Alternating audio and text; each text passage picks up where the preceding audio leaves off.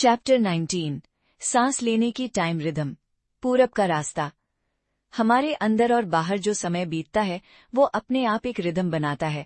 हमारे बड़ों ने उस रिदम का शब्द ढूंढ लिया है और क्योंकि ये एक मंत्र बन जाता है जो सांस से अपने आप बिना उच्चारण के जपा जाता है, इसलिए उन्होंने इसे अजपा यानी बिना जपे मंत्र नाम दिया है। हम इसे दिमाग से नहीं जपते। ये अजपा मंत्र है हंसः सोहम सोहम हंसः।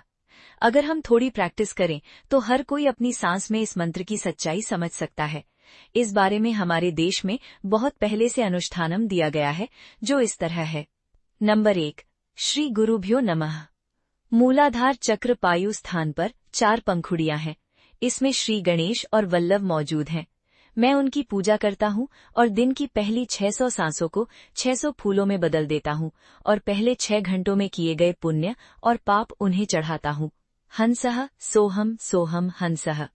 नंबर 2, मैं उपस्थ के नीचे 6 पंखुड़ियों वाले स्वाधिष्ठान चक्र में श्री ब्रह्मा और सरस्वती की पूजा करता हूँ और अगले 6000 सांसों के लिए मैं इसे 6000 फूलों में बदल देता हूँ। हंसः सोहम सोहम हंसः। मैं श्री महालक्ष्मी की पूजा करता हूँ जो ऊपरी क्षेत्र में 10 स्तरीय मणिपुराचल के रूप में मौजूद है और अगले 6000 सांसों के लिए मैं इसे 6000 फूलों में बदल देता हूँ। हंसः सोहम सोहम हंसः।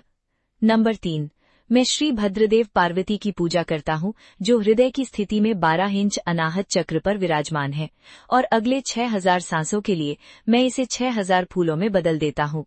हंसः सोहम सोहम हंसः। नंबर 4, मैं श्री जीवादामा लोकमय अंबिका की पूजा करता हूँ जो ऊपर देखी गई जगह पर 16 मंजिला विशुद्धि चक्र पर बैठे हैं और मैं अगले 1000 सांसों में किए गए पापों और पुण्यों को 1000 फूलों पर चढ़ाता हूँ और मैं अगले 6 घंटों में किए गए पापों और पुण्यों को चढ़ाता हूँ।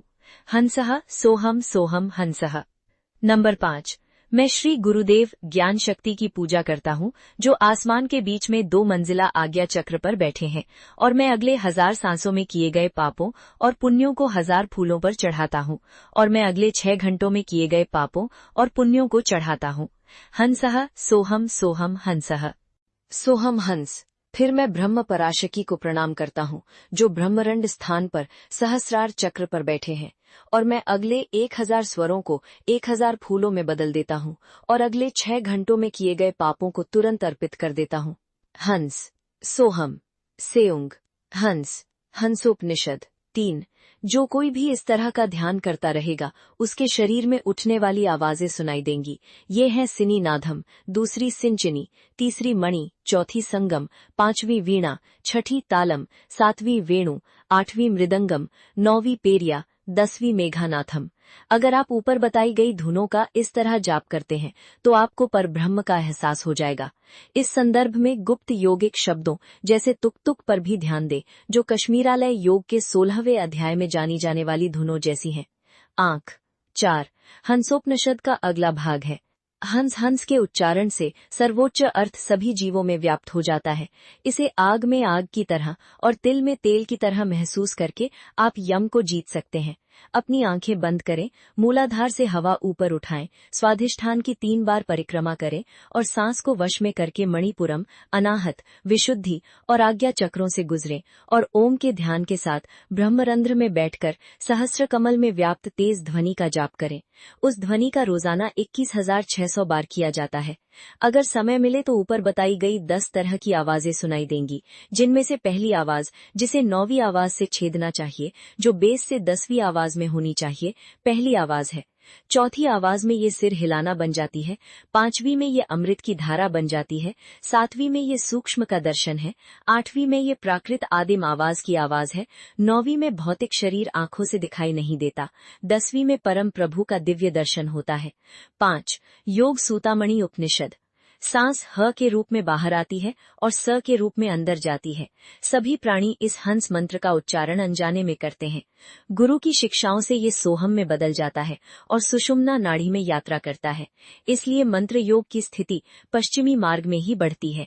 अगर किसी को एक जन्म में सिद्धि नहीं मिलती तो अगले जन्म में वे अभ्यास वहीं से शुरू करते हैं जहां से उन्होंने छोड़ा था और वेस्टर्न पाथ के असर से तेजी से बढ़ते हैं। हम देख सकते हैं कि भगवद गीता में यौगिक प्रस्थों का जिक्र है। ठोस हवा हंस बोलती है, गुरु की कृपा से सूक्ष्म नाड़ी सोहम में बदल जाती है। जैसा कि दूसरी श्रुति में बताया गया है, अंदरूनी योग की हालत में व्यंजन स, ह गायब हो जाते हैं और केवलम ओंकार बन जाते हैं। क्योंकि ये पश्चिमी रास्ता है, इसलिए 8वीं तस्वीर में दिखाई गई 5 नी नाड़ी लें। 6. पश्चिमी रास्ते के मामले में श्री ज्ञानेश्वर योग बुक प्रणव के पश्चिमी रास्ते में एक शानदार महालिंगम है। वह नाद बिंदु की लहरों से शुद्ध चांद और पानी बरसाता है। इंसान का शरीर मिलता है। इस लघु वन उपासना को अभी खत्म करो।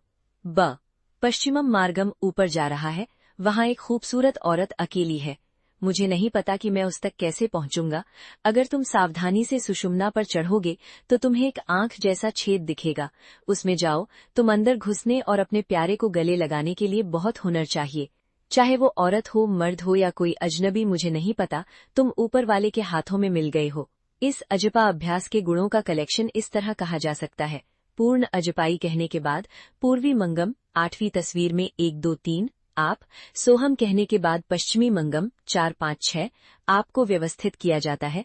केवलम ओमकार का जाप करने के बाद, अति सूक्ष्म नादी के सार में महालिंग की पूजा करने के बाद, अंबल के चरणों में झुकने के बाद रूप में मिलाना चाहिए।